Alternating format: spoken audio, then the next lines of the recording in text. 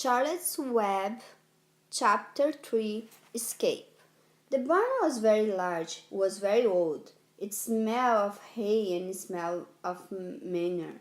It smelled of perspiration of tired horses and a wonderful sweet breath of patient cows. It often had a sort of peaceful smell, as though nothing bad could happen ever again in the world. It smelled of grain and harness dressing and actual grease and rubber boots and of new rope. And whenever the cat was given fish head to eat, the barn would smell of fish, but mostly smelled of hay, for there was always hay in the great loft up overhead, and there was always hay being pinched down to the cows and the horses and the sheep. The barn was pleasantly warm in winter when the animals spent most of their time indoors, and it was pleasantly cool in summer when the big doors stood wide open to the breeze. The barn had stalls and on the main floor for the work horses, tie-ups on the main floor for the cows, and sheepfold down below for the sheep, and pig pen down below for Wilbur, and it was full of sorts of things that you find in bars: ladders, grindstones, pitchforks, monkey wrenches, scythes, lawn mowers, snow shovels, axe handles, milk pails, water buckets, empty grain sacks, and rusty rat traps. It was the kind of barn that swallows like to build their nest in. It was the kind of barn that children like to play in, and the whole thing was owned by Fern's uncle, Mr. Hom L. Zuckerman. Wilbur's new home was in the lower part of the barn, directly underneath the cows. Mr. Zuckerman knew that a manure pile is a good place to keep a young pig.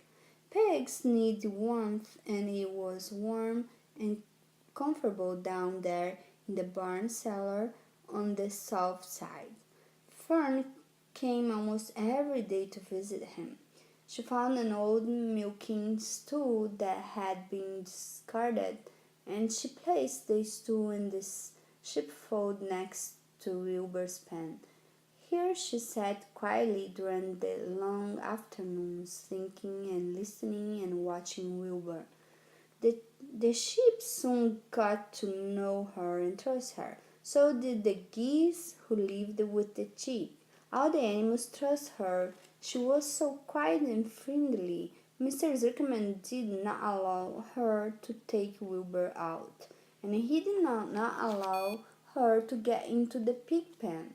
But he told Fern that she could sit on the stool and watch Wilbur as long as she wanted to. It made her happy just to be near the pig, and it made Wilbur happy to know that she was sitting there right outside his pen. But he never had any fun, no walks, no rides, no swims. One afternoon in June, when Wilbur was almost 2 months old, he wandered out his small yard outside the barn. Fern had not arrived for her usual visit. Wilbur stood in the sun feeling lonely and bored. There is never anything to do around here, he thought. He walked slowly to his food through and sniffed to see if anything had been overlooked at lunch. He found a small strip of potato skin and ate it.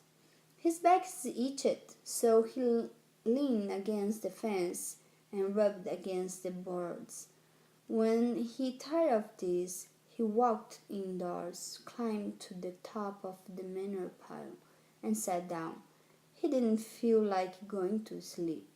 He didn't feel like digging. He was tired of standing still, tired of lying down. I'm less than 2 months old and I'm tired of living, he said. He walked out to the yard again. When I am out here, he said, there is no place to go but in. When I'm indoors, there is no place to go but out in the yard. That is where you're wrong, my friend, said a voice. Wilbur looked through the fence and saw the goose standing there. You don't have to stay in that dirty little yard, said the goose, who talked rather fast. One of the birds is loose. Push on it, push on it, and come out. What? Said Wilbur. Say it slower. At the risk of repeating myself, said the goose. I suggest that you come on out. It's wonderful out here. Did you say your board was loose? That I did, said the goose. Wilbur walked up to the fence and saw that the goose was right. One board was loose. He put his head down, shut his eyes, and pushed.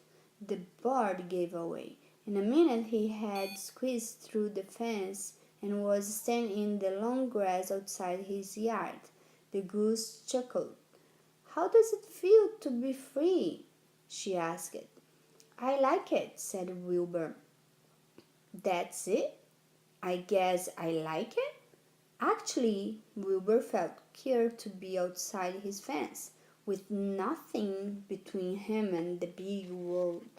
Where do you think I would be better go?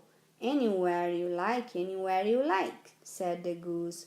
Go down through the orchard, root up the sod, go down through the garden, dig up the radish, root up everything, eat grass, look for corn, look for oats, run all over, skip and dance, jump and prance. Go down through the orchard and stroll in the woods. The wood is a wonderful place when you are young. I can see that, replied Wilbur.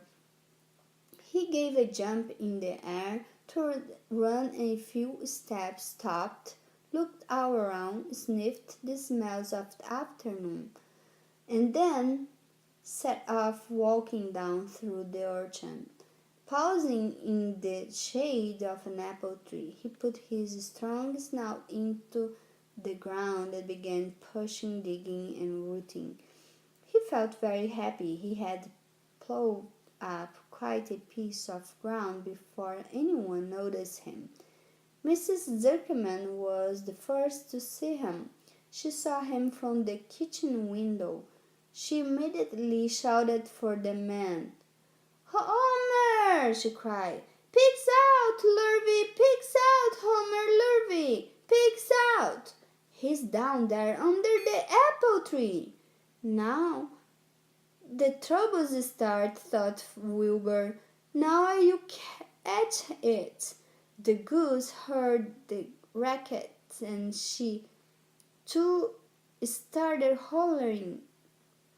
Run, downhill, make for the woods, she shouted to Wilbur. They'll never catch you in the woods. The cocker spaniel heard the commotion and he ran out from the barn to join the chase. Mr. Zuckerman heard and he came out of the machine shed where he was mending a tool. Lurvy, the hired man, heard the noise and came up from the asparagus patch where he was pulling weeds. Everybody walked toward Wilbur, and Wilbur didn't know what to do. The wood seemed a long way off, and anyway, he had never been down there in the woods and wasn't sure he would like it. Get around behind him, Lurvy, said Mr. Zuckerman, and drive him toward the barn. And take it easy, don't rush him. I'll go and get a bucket of slops. The news of Wilbur's escape spread rapidly among the animals on the place. Whenever any creature broke loose on Zuckerman's farm, the event was of great interest to the others. The goose shouted to the nearest cow that Wilbur was free, and soon all the cows knew. Then one of the cows told one of the sheep, and soon all the sheep knew. The lambs learned about it from their mothers. The horses in their stalls in the barn pricked up their ears when they heard the goose hollering, and soon the horse had caught on to what was happening. Wilbur's out, they said. Every animal stirred and lifted its head and became excited to know that one of his friends had got free and was no longer penned up or tied fast. Wilbur didn't know what to do or which way to run. It seemed as though everybody was after him. If this is what it's like to be free, he thought, I believe I would rather be penned up in my own yard. The cocker span was sneaking up on him from one side. Lurvy, the hired man, was sneaking up on him from the other side. Mrs. Zuckerman stood ready to head him off if he started for the garden. And now Mr. Zuckerman was coming down toward him carrying a pail. This is really awful, thought Wilbur. Why doesn't Fern come? He began to cry. The goose took command and began to give him orders. Don't just stand there, Wilbur. Dodge about, cried the goose. Skip around, run toward me, slip in and out, in and out, in and out. Make for the woods, twist and turn. The cocker sprang for Wilbur's hind leg. Wilbur jumped and ran. Lurvy reached out and grabbed. Mrs. Zuckerman screamed at Lurvy. The goose sheered for Wilbur. Wilbur dodged between Lurvy's leg. Lurvy missed Wilbur and grabbed the spaniel instead. Nicely done, cried the goose. Try it again, run down him, suggested the cows. Run toward me, yelled the gander. Run uphill, cried the sheep. Turn and twist, honked the goose. Jump and dance, said the rooster. Look out for Lurvy, called the cows. Look out for Zuckerman, yelled the gander. Watch out for the dog, cried the sheep. Listen to me, screamed the goose. Poor Wilbur was dazed and frightened by this hullabaloo. He didn't like being in the center of all this fuss. He tried to follow the instructions his friends were giving him, but he couldn't run downhill and uphill at the same time, and he couldn't turn and twist when he was jumping and dancing. He was crying so hard he could barely see anything that was happening. After all, Wilbur was a very young pig, not much more than a baby, really. He wished Fern were there to take him in her arms and comfort him. When he looked up and saw Mr. Zuckerman standing quite close to him, holding a pail of warm slops, he felt relieved. He lifted his nose and sniffed. The smell was delicious. Warm milk, potato skins, wet middlings, Kellogg's cornflakes, and a popover left from Zuckerman's breakfast. Come, pig, said Mr. Zuckerman. tapping the pail. "Come, pig." Wilbur took a step toward the pail. "No, no, no," said the goose. "It's the old pail trick, Wilbur. Don't fall for it. Don't fall for it. He's trying to lure you back into captivity. He's appealing to your stomach." Wilbur didn't care. The food smelled appetizing. He took another step toward the pail. "Pig, pig," said Mr. Zuckerman in a kind voice, and began walking slowly toward the barnyard, looking all about him innocently as if he didn't know that a little white pig was following along behind him. "You will be sorry, sorry, sorry," called the goose. Wilbur didn't care. He kept walking toward the pail of slops. "You miss your friend freedom," honked the goose. "An hour of freedom is worth a barrel of slops." Wilbur didn't care. When Mr. Zuckerman reached the pig pen, he climbed over the fence and poured the slops into the trough.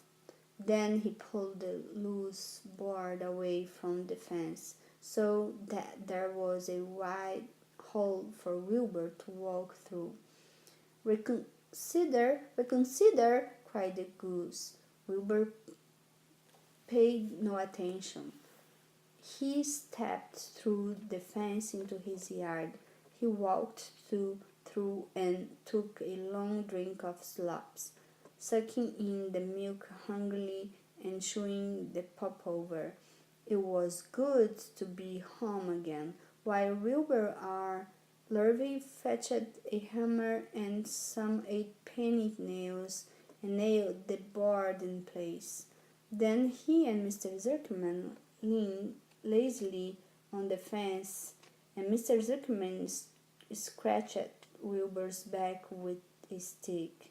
"He's quite a pig," said Lurvy. "Yes, he will make a good pig," said Mr. Zuckerman.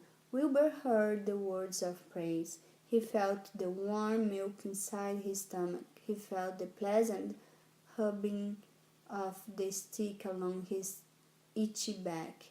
He felt peaceful and happy and sleepy. This had been a tired afternoon. It was only about 4 o'clock, but Wilbur was ready for bed. "I'm really too young to go out into the world alone," he thought as he lay down.